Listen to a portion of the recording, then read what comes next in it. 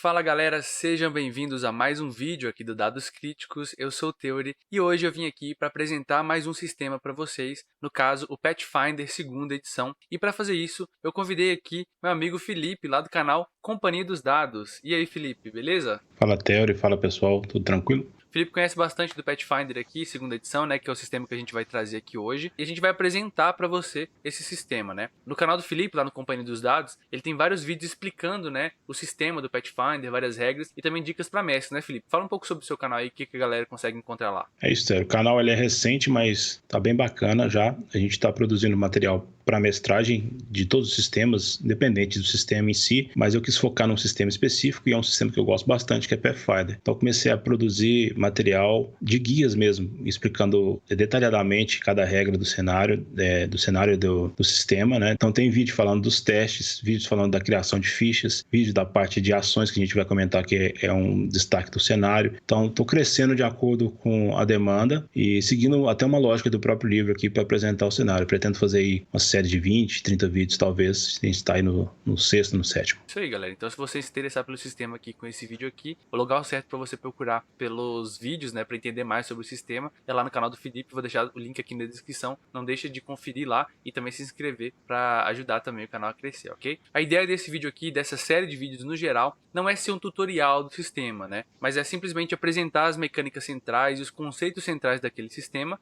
para que se você tiver interesse, você procure mais. Inclusive, peça, né, aqui nos comentários mais vídeos para que a gente possa trazer no futuro, ok? Então, novamente, a gente não vai se aprofundar em todos os conceitos, até porque não daria para fazer isso num vídeo mais curto, né? Ficaria um vídeo gigantesco. O sistema é super complexo e tem vários desdobramentos, né? Então, basicamente isso que a gente vai fazer aqui, né, Felipe? Uma ideia inicial, não é?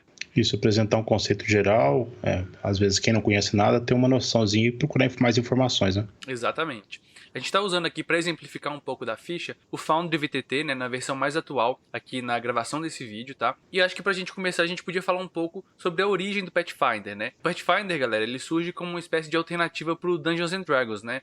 Que era o sistema até o momento, né, ali na 3.5 mais famoso, não é, Felipe? Isso, exato. Ele tem um desdobramento no momento da terceira edição e muitos consideram ele até uma 3.75, né? O pessoal não gosta muito, mas muitos consideram isso porque ele desmembra e tem alguns recursos a mais do que a 3.5. Isso, né, o Pathfinder primeira edição, né, que surgiu lá na mesma época do que a 3.5, né, por isso que a galera faz essa brincadeira aí. O que a gente vai falar hoje é o Pathfinder segunda edição, que é bem mais recente. Ele surge no mercado aí depois do D&D quinta edição. Então ele surge um pouco com as mecânicas um pouco mais aprimoradas, no sentido de atender uma outra parcela, um outro público, né, ou até mesmo tentar pegar uma parcela desse público aí do D&D. Então a gente inevitavelmente acaba fazendo comparações porque os dois sistemas eles são concorrentes, né? Exato. O Pathfinder segunda edição, ele tem, inclusive, foi aniversário dele de 2 anos, mês passado ou no começo desse mês agora. Então ele é bem recente aí, comparado com a quinta edição, que deve ter seus 6 anos, indo para o 7º ano. Então ele tá, vamos dizer assim, tá amadurecendo ainda, né? Exato. Então a gente vai apresentar para vocês o Pathfinder segunda edição, que é produzido pela Paizo, né? A empresa aí que traz ele originalmente. E aqui no Brasil, ele é publicado pela New Order, editora New Order. Então eu vou deixar o link das duas editoras aí, né? Tanto a internacional quanto a brasileira, né? Da versão nacional, para que, se você tiver interesse no sistema, você possa procurar aí os livros e entender mais sobre esses conceitos que a gente vai falar aqui, tá? Novamente, vale alertar que esse vídeo aqui não é um tutorial, então a gente vai passar de forma mais rasa, né? Explicando os conceitos centrais sobre o sistema para que você entenda de forma geral como ele funciona, ok? O Pathfinder, né, galera, como ele é um concorrente direto ali do D&D, ele é um sistema que também se propõe a contar histórias, né, de fantasia medieval. Então com o Pathfinder segunda edição você vai conseguir contar várias histórias aí de magos, guerreiros, né, e inclusive ele tem um cenário próprio, que é um cenário muito rico, que é o cenário Mundo de Golarion, né, que a gente vai falar depois, que na minha opinião ali, acho que o Felipe concorda também, que é um dos pontos fortes também do Pathfinder, né, Felipe? Exato, o Golarion é basicamente o grosso, né, um cenário de fantasia medieval, porém ele é um cenário que muitos consideram chamado de coxa de retalho, porque ele foi criado em alguns lugares especificamente espelhando situações aqui do nosso planeta. Então tem até um meme da comunidade, depois eu posso mandar pro Theory, se quiser colocar no vídeo, várias regiões cortadas e alguns apelidos. Por exemplo, tem uma região ali de Cheliax, que eles escrevem até assim, né, nazistas, tem uma região que era Revolução Francesa, então tem essas várias localidades, mas o grosso da história você vai ver história de fantasia medieval, com cavaleiros, armaduras, full plates, magias e etc. isso aí. Vamos lá então, Felipe. Vamos começar falando de uma mecânica que eu acho muito bacana, né? Uma das coisas que me chama mais atenção no Pathfinder, que é o sistema de economia de ações, né? É uma das coisas que, na minha opinião, é um dos brilhos do sistema do Pathfinder. Você pode explicar pra gente um pouco como funciona isso, Felipe? Sim, eu concordo com você. Talvez todo mundo que conheça um pouco do sistema sempre elogie o sistema de ações. Pathfinder, basicamente, ele tem 3 ações. Os personagens e os criaturas têm 3 ações, uma reação e uma ação livre. Pode parecer um pouco com a quinta edição, porém com essas 3 ações vocês podem fazer basicamente tudo que vocês quiserem, vamos dizer assim, que o sistema permite. Ou seja, você pode, se você quiser e tiver a oportunidade, dar 3 ataques já no level 1, usando as suas 3 ações. Não é tão recomendável fazer isso, porque a gente vai falar um pouquinho das penalidades dos bônus. Se você quiser, você pode realizar 3 ataques desde o seu level 1. Talvez não é recomendável por causa das penalidades e por causa dos bônus, né? Mas se você tem essa liberdade de fazer. Então, com essas 3 ações, eles não te prendem a realizar, vamos dizer assim, ação bônus, que é o caso da quinta edição, você tem uma certa liberdade.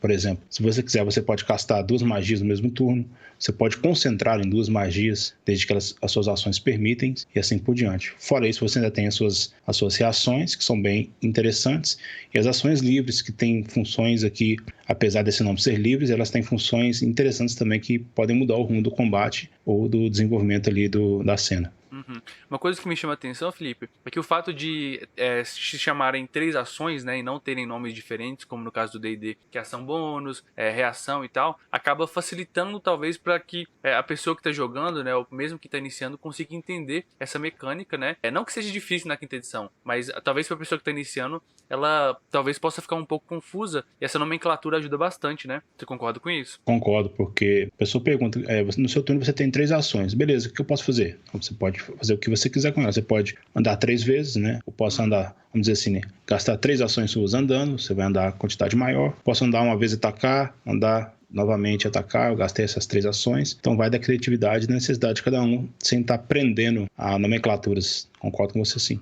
Beleza. Uma coisa que me chama muita atenção também no sistema de Pathfinder segunda edição é o método de criação de ficha, né? De criação de personagem. Eles têm um método que se chama ABC, né? Você vai seguindo o passo a passo e você consegue criar personagens bastante diversos dentro desse sistema, né? Criar personagens únicos dentro desse método que eles colocam, não é, Felipe? Explica um pouquinho mais pra gente, por favor. Na verdade, essa nomenclatura veio até para facilitar o processo, porque eles perceberam que quando você começa a criar um personagem, você geralmente vai pela raça, que no Pathfinder é chamada de ancestralidade já tem algum tempo. Então depois você vai para sua biografia, então acabou vendo essa etapa e virou ABC e D, no caso, né? Então a gente começa escolhendo sempre ancestralidade. Você vai escolher ali em Pathfinder, no livro básico, você tem anão, elfo, gnomo, goblin, halfling, humano. E depois os suplementos vêm trazer outras ancestralidades, mas basicamente do livro básico é essa. Depois você escolher a sua biografia, que está ligada com o seu background, que foi a sua vida antes de se tornar aventureiro. E todas essas têm habilidades e traços para você escolher. Depois você vai para a etapa que é escolher a sua classe, né? Que é o básico também de qualquer fantasia medieval, de RPG. No caso aqui você tem algumas classes diferentes, o alquimista, né? Você tem o bárbaro, o bardo, o campeão, o clérigo, o druida, o feiticeiro, o guerreiro, o ladino, o mago, o monge, o patrulheiro. Isso do livro básico, depois vieram outras aí. E a D é diversas, porque é uma etapa final onde você vai ganhar alguns atributos, alguns pontos para você distribuir nos seus atributos. Você vai ganhar 4 pontos para você fechar a sua ficha ali. Bacana isso, né, cara? Parece também, né, Felipe, que existe essa certa, uma diversidade nessa criação da ficha, né? Talvez uma maior liberdade, não sei se essa é a palavra correta, mas tanto por conta do cenário também, né? Uma ancestralidade de um elfo, por exemplo, não significa que todos os elfos são iguais, né? Você consegue colocar características diferentes, ou seja, etnias dentro de uma mesma ancestralidade, né? Exatamente, Teórico. Quando você escolhe uma ancestralidade, no exemplo que você citou do elfo aqui, você vai perceber que depois você vai escolher uma herança, que é as histórias que os elfos viveram. Elfos são um povo antigo, né? Aqui no cenário também, eles participam muito na criação da história do mundo. Então eles sofreram algumas hereditariedades com o passar dos anos. Então você tem, por exemplo, elfos do Ártico, elfos das cavernas e elfos da floresta. E fora isso, se você estudar um pouquinho o lore, trazer o lore para o seu RPG, vai perceber também que tem uma certa etnia. Elfos que vivem, por exemplo, na região de Moang, que é como se fosse a nossa África aqui, eles podem ser elfos também ali das cavernas, mas ele tem aspectos diferentes do que elfos da caverna que vivem aqui em Variza, que é na região um pouco mais ao norte, uma região mais temperada, vamos dizer assim. Então isso dá uma diversidade da lore para o seu personagem e que afeta o sistema ele traz esse sistema de mecanismo que pode te ajudar tanto na lore, mas mecanicamente também. Bacana, cara. E outra coisa que me chama a atenção dentro do Pathfinder é o sistema de acertos e falhas críticas, né? Que você tem, eu sinto que existe uma certa modularidade, porque os acertos e falhas, eles levam em conta não o dado que foi rolado, né? Mas basicamente a dificuldade e o quanto você rola mais ou a menos daquilo, né? Exato, que para você acertar criticamente uma criatura, você tem que acertar 10 a mais da CA dela. Então, por exemplo, você vai atacar um Goblin, a CA dele é 15, você tirar 25 no dado, a partir de 25 para cima é crítico, independente se você tirou 20 no dado do D20 ou não. E mesma coisa, falha crítica. Se o CA dele for 15, você tirar de 5 para baixo, você falhou criticamente, mesmo se você não tiver tirado um no dado. E aproveitando e falando de acertos críticos e falhas críticas, o sistema que pode influenciar nisso é o sistema de bônus e penalidades. Para se calcular um ataque, por exemplo, a gente vai sempre rolar um dado, vai adicionar sempre um modificador, né, do seu ataque, seja ele força, destreza e por aí vai. Você vai adicionar sempre seus bônus. Existem aqui 4 tipos de bônus, que é o bônus de proficiência, bônus de circunstância, um bônus de estado e o bônus de item. Esses bônus eles podem somar entre si, desde que eles não sejam, né, o da mesma característica, ou seja, eu não posso somar 2 bônus de proficiência e tal, mas eu posso somar. E depois eu vou somar as penalidades também, que são as mesmas penalidades, circunstância, estado, por aí vai. E depois eu vou ter o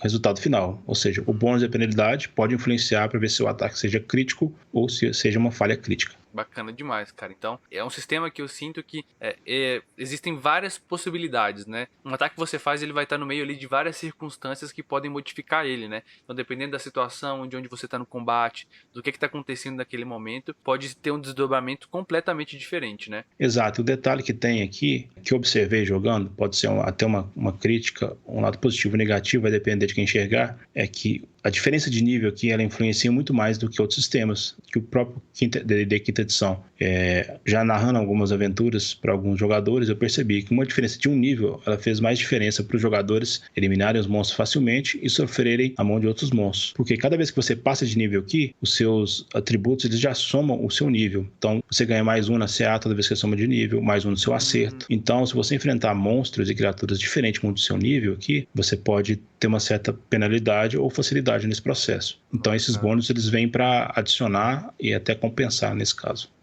Cara, isso é muito importante, né? Porque o jogo vai escalando, né? De certa forma. Você tem essa divisão clara, né? Da dificuldade das coisas, né? Interessante isso. Exato. Você não escala, vamos dizer assim, só com sua proficiência que sobe de 4 em 4, né? Às vezes, cada nível você sente uma diferença ali. É como se seu personagem subisse de nível de fato, ou seja, ele aprendeu com aquele nível mesmo, se sentiu mais forte e agora consegue acertar ataques, consegue se defender melhor. Então o nível ele faz mais diferença aqui do que outros RPG que eu já joguei. E outra coisa que eu achei bacana, Felipe, que me lembra muito até mecânicas de outros sistemas, né? Como o Suede, por exemplo. Não sei se é isso mesmo, mas é uma mecânica de pontos heróicos que existe no Pathfinder, né? Você sente essa aproximação também? Como é que funciona esses pontos heróicos, né? Pra galera entender mais ou menos. Ela funciona parecido com o Suede. É uma mistura entre o Suede e talvez a quinta edição. Todo começo de jogo, cada jogador ele vai receber um ponto heróico. E durante a sessão, o mestre é aconselhável a dar mais pontos heróicos para os jogadores, até um nível máximo de 3. Desde que os jogadores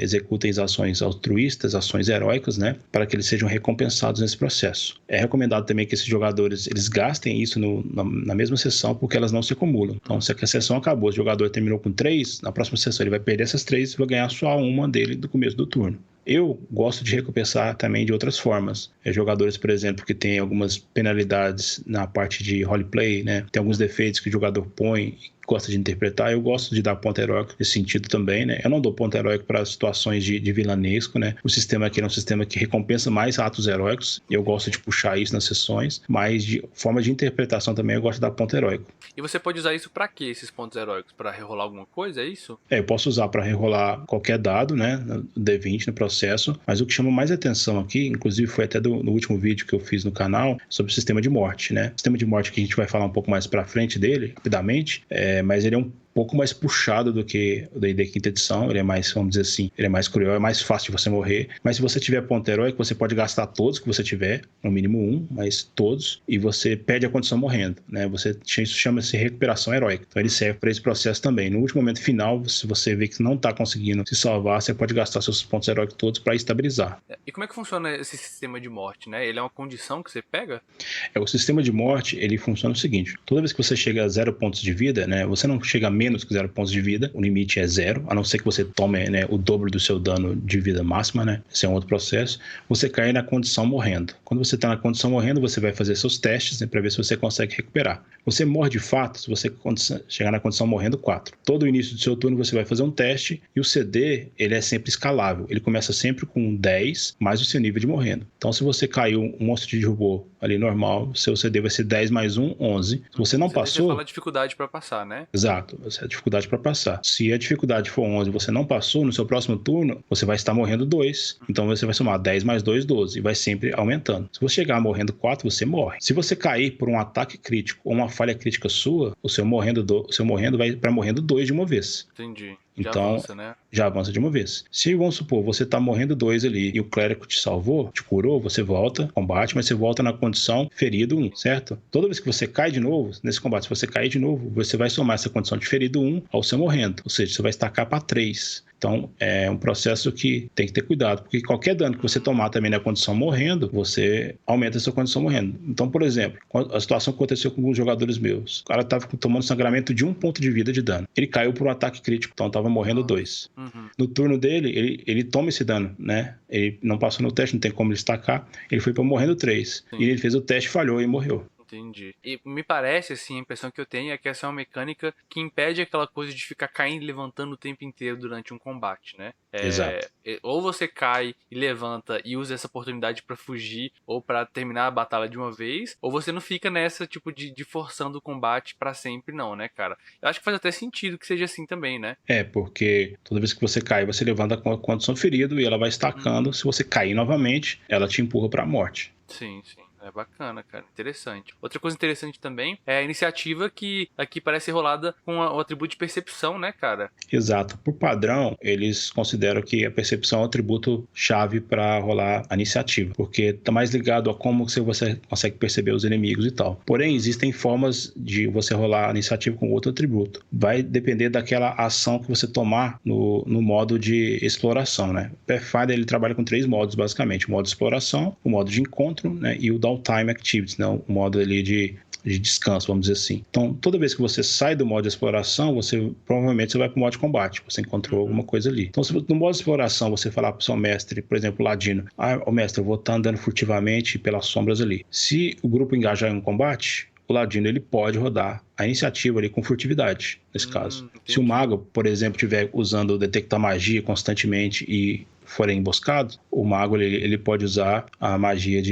perícia de arcanismo para rodar a iniciativa e assim por diante. Sim, é bem modular, né? O jeito que você consegue descobrir quem vai agir primeiro no combate, de forma com que quem tá mais preparado, seria tipo isso, né? Exato. Se ninguém está preparado com alguma atividade específica, aí vai a percepção de todo mundo. E já que você falou, né, dessa questão de exploração, me vem à cabeça também o sistema de carga, né, de volume, né, que se usa, que também tenta trazer essa questão de verossimilhança, né, de fazer o que faz sentido, até para facilitar um pouco essa gerenciamento de recursos, né? Exato. Aqui a gente não calcula, né, vamos dizer assim, quanto o personagem pode carregar simplesmente pelo peso, né? Existe do inglês o bulk, que eles chamam aqui, que foi traduzido como volume, é a sua capacidade de carga, porque, por exemplo, até um exemplo que eu gosto de citar, uma vara de pescar, ela é mais leve de descarregar do que, por exemplo, uma espada, né? Porém, como ela é comprida e ela pode pegar em alguma árvore que você estiver andando, ela tem aí esse volume um pouco maior, por exemplo, do que a própria espada. Posso estar falando aqui um exemplo da espada, posso estar falando errado, mas só como exemplo aqui. Então, um equipamento, um item que seja leve inicialmente, mas ele é grande, ele tem um espaço maior ali, ele pode ter um volume maior do que os outros itens. Então, ele limita, assim, basicamente o sistema para carregar. Fora o que você carrega na mochila, né, para você pegar, você tem que consumir algumas ações suas ali. As suas 3 ações é uma beleza, o sistema de ação, mas se você tiver um item dentro da mochila, você vai gastar uma ação para pegar a mochila e uma ação para pegar um item, vai te sobrar só uma ação ali. Então, é um sistema que você tem que pensar muito bem o que você vai carregar e aonde você vai carregar. E eu acho que faz sentido também, né? Porque você fica mais preparado, né? Colocando os equipamentos de forma mais fácil. Isso, de certa forma, para algumas pessoas, né? Depende bastante do estilo de pessoa, do estilo de sistema que ela gosta de jogar. Pode ser super imersivo, né? De você colocar, tá pensando onde que você vai armazenar suas coisas, né? Então eu acho que é um sistema que pode trazer uma imersão bacana com essa questão de volume também, né? Beleza, Felipe, acho que a gente já passou aqui por grande parte das mecânicas centrais, né? Quem tiver interesse aí pode pesquisar mais, mas eu acho que seria interessante a gente falar um pouquinho sobre o mundo, né? Um pouquinho mais sobre o mundo de Golarion, né? Porque eu acho que é um dos pontos fortes do sistema da Paizo, né? Porque eles têm, inclusive, né, várias aventuras, né, que eles chamam de caminhos de aventuras, ou Adventure Path, que são aventuras prontas que a própria Paizo produz e que elas vão acrescentando a cada aventura um metaplot do mundo. Ou seja, a cada aventura você vai descobrindo mais sobre o que está acontecendo no geral naquele mundo, você vai descobrindo mais regiões diferentes daquele planeta, né, daquele mundo de Golarion. O que você acha disso, Felipe? Qual é a sua opinião? O que você acha de diferencial nesse mundo aí de Golarion? Cara, as Adventure Paths, né, os caminhos de aventura, talvez seja aí um dos 3 pilares chaves do sistema, né, e do cenário em si. Como você falou, é um metaplot, porque ela te conta eventos do passado e que tem influência no futuro. E é aquele tipo de coisa, né? RPG é meio complicado você sempre trazer coisas do passado, porque muitas vezes os jogadores não se interessam. Porém, eles trazem de uma forma que envolve tanto o background dos jogadores, né? Uma coisa que eu gosto bastante é que eles sempre trazem um material que, inclusive, é de graça, você pode achar na internet, que prepara o jogador para jogar essa Adventure Path. É um documento, deve ter suas 10 páginas, onde ele conta um pouquinho do cenário que vai ocorrer, sem dar muito spoiler, né? Indica algumas classes que seriam mais aproveitadas no cenário, não só indica. No caso das Adventure Path da segunda edição, eles indicam algumas biografias e até algumas línguas que seus personagens poderiam pegar para usufruir, para o grupo ficar mais preparado e já dar ganchos de criação do personagem, dos seus backgrounds, para jogar dentro da imersão. Então, é um material muito bem pensado e trabalhado, que ele tem o objetivo mesmo de desenvolver o mundo e de acordo com os jogadores que jogam ele, baseado também até no Pathfinder, no sistema de jogo aí da Paizo, né? Sim, sim. É basicamente isso, então, galera. Acho que com esse vídeo aqui, você já consegue ter uma visão geral das mecânicas básicas e um pouco do cenário, né? Aquele gostinho básico para você se interessar mais pelo Pathfinder, saber se é um sistema que te agrada, né? Agrada o seu estilo de jogo e do seu grupo também. E se você se interessou mais, você pode procurar pelos livros, né? Tanto os ingleses como português, a gente tem a versão em português aqui. Os links, como eu disse, vão estar na descrição. E para entender mais sobre o sistema, não deixe de conferir o canal do Felipe, né? O Companhia dos Dados. Tem muito conteúdo não só de Pathfinder, mas também conteúdo sobre como mestrar, muita coisa bacana, né? O conteúdo lá é muito bacana mesmo, galera, então eu indico de verdade, não deixe de conferir. E queria usar esse espaço final aqui para agradecer o Felipe, né, pelo aceitar o convite aí de vir gravar aqui, Felipe. Quer dar algum recado final antes da gente fechar o vídeo aqui? Bom, primeiramente, eu quero agradecer pela oportunidade de estar gravando aqui. Já deixar um agradecimento público, né? Porque se eu tenho um canal hoje é muito por causa do Theory, que me incentivou muito a criar o canal, produzir conteúdo. Então, muito obrigado aí. Ou vocês podem agradecer, ou vocês podem culpar o Theory, no caso, né? Me culpem, galera.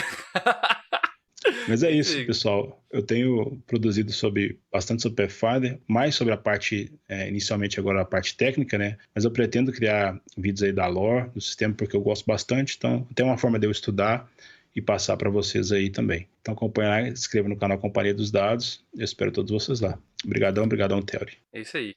Não deixe de se inscrever, de deixar seu like aqui, confere se você está inscrito e deixe seu comentário porque isso ajuda muito no engajamento aqui, ajuda o YouTube a indicar esse vídeo para outras pessoas e até o próximo vídeo aqui do Dados Críticos.